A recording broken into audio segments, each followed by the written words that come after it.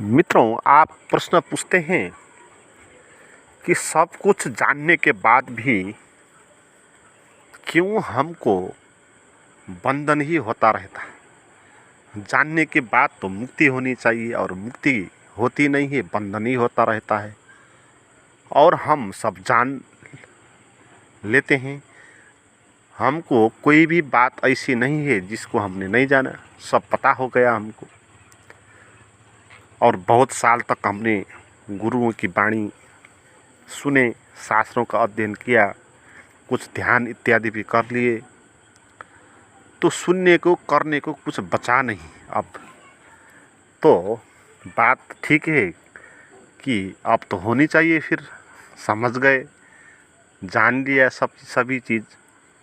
आत्मा क्या है, चैतन्य क्या है, अवेयरनेस क्या है, मन कैसे पैदा होता है, निर्विचार स्थिति क्या है, और ये सब चीज़ें हमने जान ली। मगर हुआ कुछ नहीं फिर, क्योंकि बंधन से मुक्त नहीं हुए तो उस ज्ञान का क्या अर्थ है। जो दवा आपकी बीमारी का इलाज नहीं कर सकती, उस दवा का क्या मूल्य फिर। दवा का उतना ही मूल्य होगा ज़्यादा जितना वो आपका बीमारी ठीक कर सकती है ना, उतनी महंगी होगी।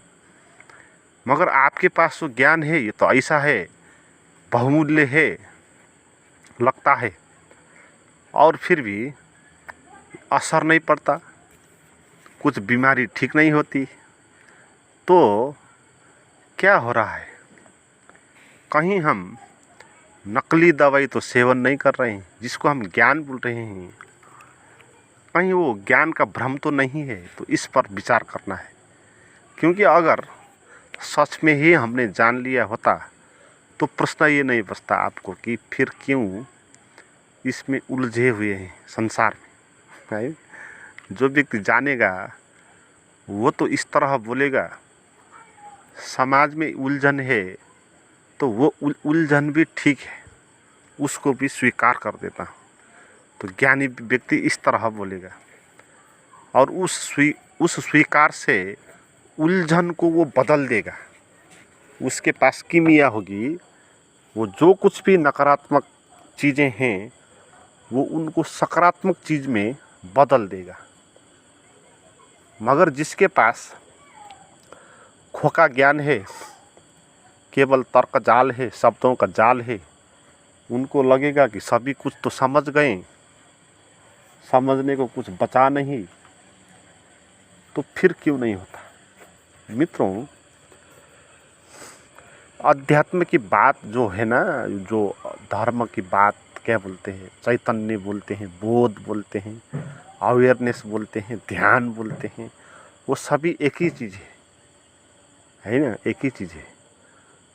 कोई परमात्मा बोलते हैं, तो उसको दो तरह से हम लेते हैं। एक तरह ये है कि आप उसके बारे में सुनते हैं, पढ़ते हैं, और आप बौद्धिक रूप से उसको समझ लेते हैं, है ना। कोई भी व्यक्ति बौद्धिक रूप से निष्कर्ष तक पहुंच सकता है किसी भी बात पर। उसका विश्लेषण करो, उसका कार्य का कारण के पीछे लग जाओ, आप पहुंच जाएंगे वो निष्कर्ष में। क्योंकि लॉजिक जो है, अगर उसको आपने सही दिशा में लगाया तो हर एक कार्य के पीछे का कारण खोजने में आप इसको लगा दिया, तो ये लॉजिक आपको किसी भी एक बात पर आपको पहुंचा देगी, कंक्लूजन पर। मगर अध्यात्म में ये कंक्लूजन में पहुंच नहीं सकती। अध्यात्म में भी ध्यान क्या है, मुक्ति क्या है, इसके बारे में आप कंक्लूजन पर पहुंच सकते हैं। मगर वो बात क्या होगी, वो उसके बारे में होगी। उसको जानना और उसके बारे में जानना ये फ़र्क बात है। आपने सीधे अपने अनुभव से उसको नहीं जाना है, आपने उसके बारे में जो कहा गया उसको सुन के आप कंक्लूजन पर पहुंच गए, तो आपको लगने लगा आप तो जान गए। तार्किक रूप से तो जानने को कुछ बचा नहीं। मगर बात ही ऐसी हुई कि आपने उस फल को चखा नहीं और उस फल के बारे में जो लिखी बात है उसको आपने पढ़ ली, तो वो किताब आप रट लो, कंठस्थ कर लो, फिर भी वो फल का स्वाद आपको नहीं मिलेगा। वो फल का स्वाद लेने के लिए आपको वो किताब को फेंक देना पड़ेगा, कोई काम की नहीं है। उसके बारे में कही गई बात होगी ना उधर, तो वो फल को खाना है। तो जो आपके भीतर का स्वाद आप अनुभव करेंगे तो वो स्वाद आपका ज्ञान होगा, और वो निजी ज्ञान होगा, नहीं दूसरों से उधार नहीं होगा। मगर जो लॉजिक से हम कहीं पहुंचते हैं तो वो जो ज्ञान है वो उधार ज्ञान है ना। दूसरों ने जाना है और जानने के कारण उन्होंने बता दिया, आपने उनको सुन लिया, तो उधार ज्ञान है। तो इसीलिए हम फिर उलझ जाते हैं, इसीलिए समस्या हो जाती, हम भी चौंक जाते हैं, भाई अब तो जानने को कुछ बचा नहीं, मैं तो ज्ञानी हो गया, इतनी इतनी बड़ी बड़ी बात मैंने समझ ली, तो फिर होता क्यों नहीं है, फिर बड़ी मुश्किल हो जाती है। तो इसीलिए ये हो रहा है बंधन का अनुभव, क्योंकि आपने केवल उन चीज़ों के बारे में लिखी बातों को सुना है और उस बात को आपने खुद अपने अनुभव से नहीं जाना है ना। तो जैसे कि शून्य बोलते हैं ना, शून्य के बारे में बहुत शास्त्र है। शून्य क्या है, गौतम बुद्ध बोले, नागार्जुन बोले, है ना। तो उस शून्य के बारे में आप वो पुस्तकें पढ़ के जान सकते हैं, मगर वो जानने के कारण से ही आप शून्य को नहीं जान पाएंगे। शून्य को रियल में जानने के लिए तो आपको वो शून्य होना पड़ेगा ना। तो सबसे पहले तो किताब आपको फेंक देना चाहिए, क्योंकि शून्य होना है और आप शून्य जानने के लिए तर्क का सहारा ले रहे हैं। शून्य का क्या अर्थ है, जहाँ तर्क नहीं होगा वो शून्य है। और शून्य जानने के लिए आप तर्क लेकर आएँ तो आप कैसे जान पाएंगे, है ना। जैसे आँख से आप सुनने का प्रयास करें तो आँख से कैसे सुन पाएंगे, तो तर्क से आप जान नहीं पाएंगे। और तर्क से आपको ये भ्रम होगा कि आप ज्ञानी हो गए, आपने बहुत जान ली, है ना। मगर ये जानना इस तरह का है, तो आपको थोड़ा बदलना पड़ेगा। आपको कुछ नए सिरे से अध्यात्म पर आगे चलना होगा, है ना। नए सिरे से, नए आयाम से आपको अध्यात्म पर आगे चलना होगा। तो ये आयाम क्या होगा, ये आयाम होगा आप अनुभव में जाने का आयाम। बातों सुन के हमने जान लिया, ठीक है, वो नक्शा है ना। जैसे कोई आदमी किसी नई जगह पर जाता है तो नक्शा उसको काम आता है, नक्शा देख लेता है तो उसको पता चलता है कि ये स्थान में ऐसे ऐसे इसी रास्ते से जाना है, तो ऐसा मुसीबत हो सकती है, ये करना है, ये बात योजना आप कर सकते हैं नक्शा से। मगर नक्शा को देखने के कारण आप उस स्थान को नहीं जान पाएंगे। उस स्थान को जानने के लिए आपको फिर नक्शा को त्याग देना होगा और खुद वहाँ पहुँचना होगा। तो हमारा जो ज्ञान है वो नक्शा जैसा है। नक्शा हमने सुन लिया, हमको लगने लगा कि यही ज्ञान है, ये नक्शा है भाई, असली ज्ञान नहीं है। असली ज्ञान तो इतना लाइव होगा, इतना जीवंत होगा, अगर आप एक बार वो अनुभव कर पाएंगे, शून्य का अनुभव, एक बार उस वास्तविक जगह पर जब जाएंगे तभी वहाँ जाने के बाद जो आपको अनुभव होगा वो अनुभव आपका नगद अनुभव होगा। तो उस अनुभव के बाद आप फिर इस रास्ते पर आगे बढ़ पाएंगे, है ना। तो तर्क और चिंतन से जो निकलेगा, तो जितना भी आप मथिंगल करो, चिंतन करो, मनन करो, बुद्धि को आप प्रयोगशाला में रख दो, तो जितना भी कोशिश करो, वो तर्क, वो बुद्धि आपको वो अनुभव दिला नहीं सकती है ना। तो तर्क और बुद्धि को एक जगह पर छोड़ देना चाहिए। प्रारंभ में ठीक है, जैसे कि नक्शा देखना ठीक है, क्योंकि नक्शे से हमको कुछ आइडिया आएगा, कुछ हमको योजना बनाने में सहयोग पहुंचेगा और रास्ते पता चलेगा कि किस रास्ते पर जाना है, कैसे जाना है, ये बात पता चलेगी। इसलिए ठीक है, नक्शा आवश्यक है,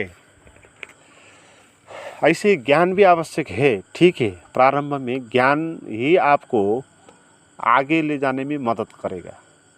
तो ओशो, कृष्णमूर्ति, रमण महर्षि है ना, शंकराचार्य, रामकृष्ण परमहंस, तो इन बुद्ध पुरुषों के द्वारा इनको सुन के, इनको मनन करके आप वो नक्शा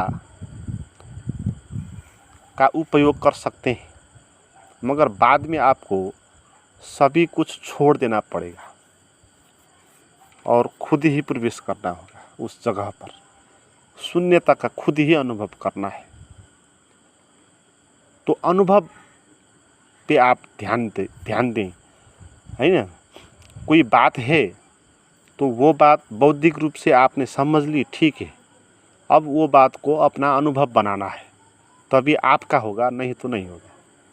जैसे मैं आपको बोल रहा हूँ, ये बात आप सुन रहे हैं, अगर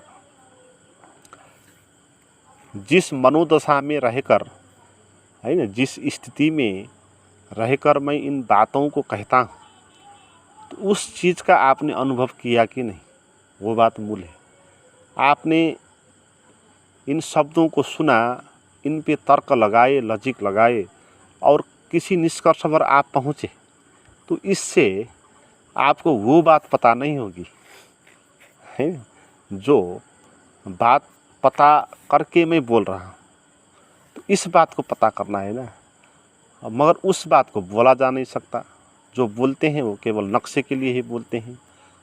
तो अनुभव में लाना है बातों को छोड़ना है और आपको अनुभव में गुजरना है।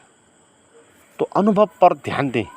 अध्यात्म के रास्ते पर आप आगे चले हैं तो अनुभव पर ध्यान दें और धीरे धीरे शास्त्रों को त्याग दें। वो ज्ञान जो आप बताते हैं ना, वो सब उधार ज्ञान है।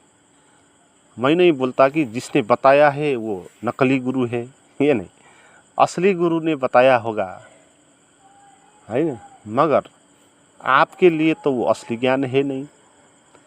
आपको तो असली ज्ञान तब होगा जब जहाँ से वो लोग बोल रहे हैं वहाँ आप भी पहुँच जाओ, तो आपको असली ज्ञान का अनुभव होगा। तो बुद्धि को तुष्ट करने का नहीं है, आप इस बात को छोड़ दो अभी से।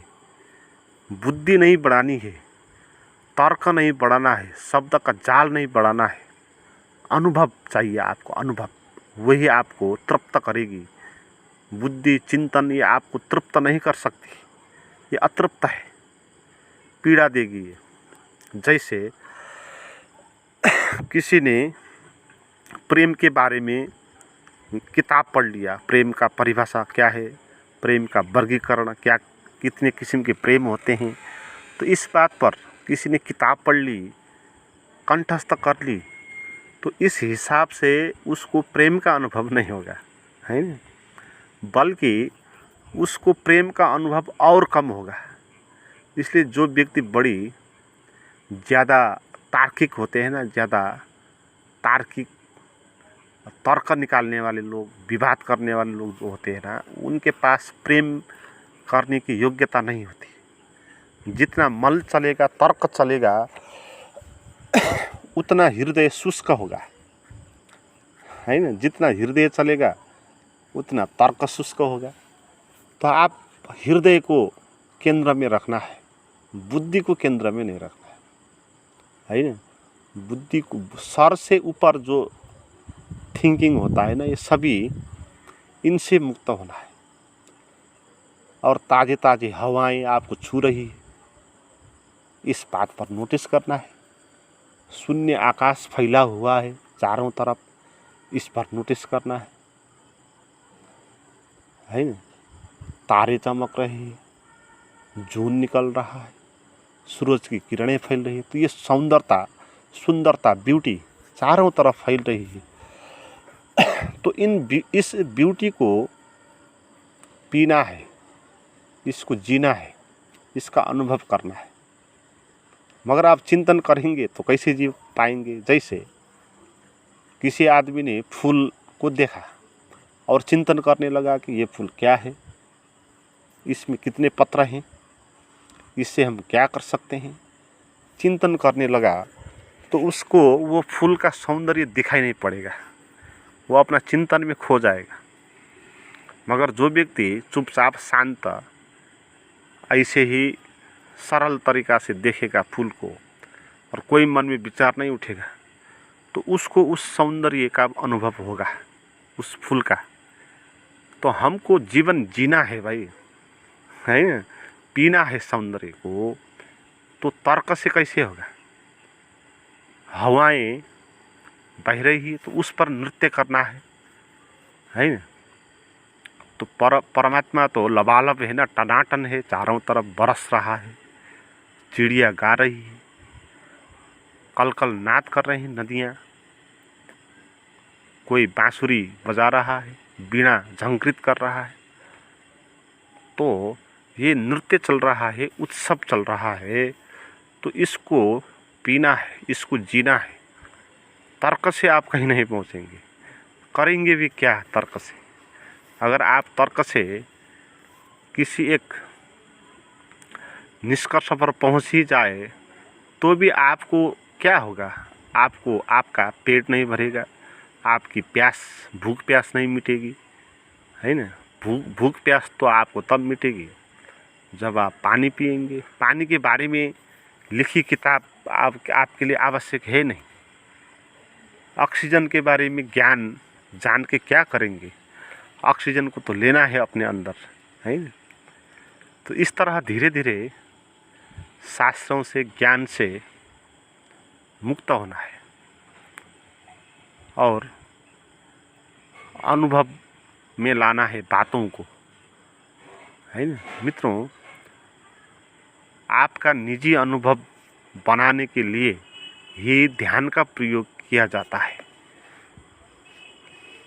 जैसे ओशो हैं, 10,000 प्रवचन उन्होंने दिए।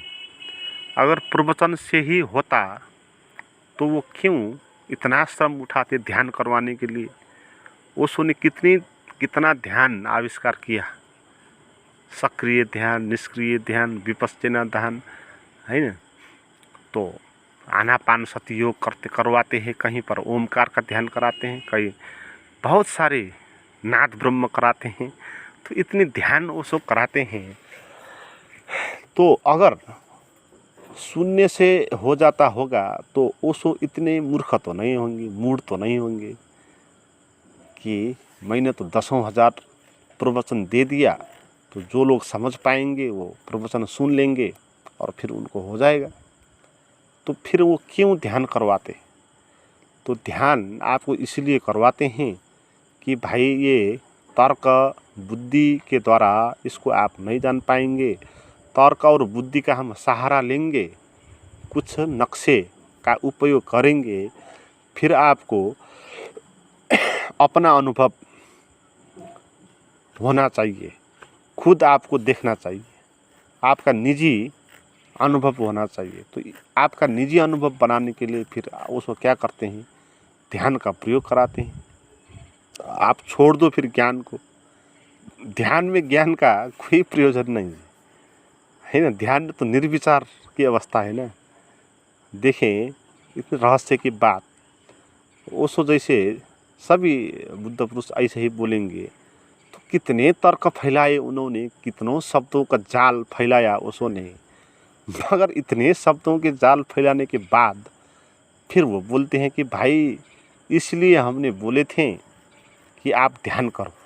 आपको ध्यान करवाने में राज़ी करने के लिए वो बोले, इसलिए नहीं कि वो सुन के आपको हो जाएगा, इसलिए कि आप मान लो भाई ध्यान करना है, तो आपको मनवाने के लिए इतना बोलना पड़ा है ना।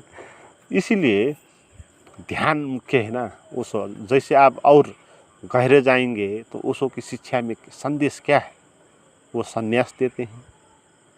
अगर शून्य से ही हो जाता होगा तो संन्यास की प्रथा वो क्यों लाते, संन्यास क्यों देने लगते है ना। मगर आपका निजी अनुभव, आपको निजी स्वाद दिलाने के लिए धर्म का तो ये सब करना पड़ेगा। आपको गेरू वस्त्र लगा देना पड़ेगा, आपको संन्यास दीक्षा देना पड़ेगा, ध्यान में प्रवेश करना पड़ेगा और आश्रम में आपको जाना पड़ेगा, गुरु के पास बैठना पड़ेगा। तो ये सब उपाय करने में आपको धीरे धीरे कहीं ना कहीं से कुछ निजी स्वाद आपको लग जाएगा। गुरु के पास बैठते बैठते, गुरु को सुनते सुनते आपको किसी क्षण निजी भी अनुभव होना शुरू होगा, है ना। तो इसीलिए ध्यान महत्वपूर्ण है, ज्ञान से ज़्यादा ध्यान महत्वपूर्ण है।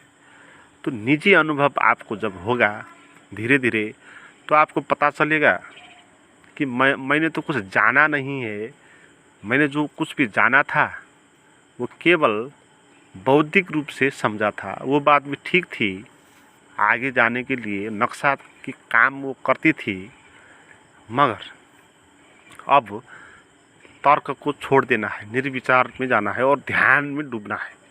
ध्यान में डूबना है, ध्यान ही आपको अनुभव में ले जाएगी, आपको नगद अनुभव ध्यान ही दिलाएगी। तो इसलिए मित्रों ध्यान करना है और असली ध्यान करना है। और ध्यान का अर्थ वही है जो आपको निर्विचार होने की कला सिखा दे, शून्य होने की कला सिखाए। मित्रों इस किस्म का ध्यान आप करना चाहते हैं तो मेरे पास भी कुछ प्राइवेट गाइडेड मेडिटेशन है, वो आप ले सकते हैं, कर सकते हैं। उसके लिए आप मुझे बात करें, उसका नंबर डिस्क्रिप्शन में दिया हुआ है।